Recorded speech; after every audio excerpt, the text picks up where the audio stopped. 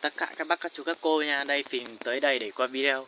Đấy, các bác các chú ai thấy thì giúp Phình đăng ký và chia sẻ follow cho Phình. Phình cảm ơn rất nhiều nha. Và một tí Phình thích thổi một bản nhạc của dân tộc người Mông của Phình cho các bác các chú các cô các anh các chị được nghe. Xin ủng hộ Phình nha các bác các chú ơi.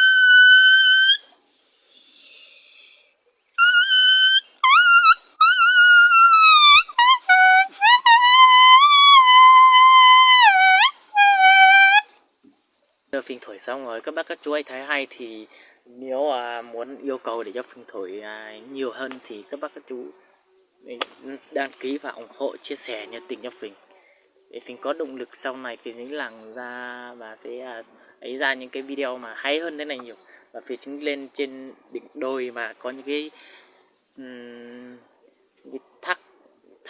thác nối thác đá gì đấy và những con suối sông mà đẹp đẹp thì sẽ thổi rất là hay cho các bác nghe nha. Còn ở đây ấy, hôm nay là do Phình đi nương cho nên là mưa ấy, Phình mới dừng lại chỗ cái nhà nương này để làm video này thôi các bác các chú các cô. Phình chào các bác các chú nha, các cô nha, xin gặp lại video sau nha, bye.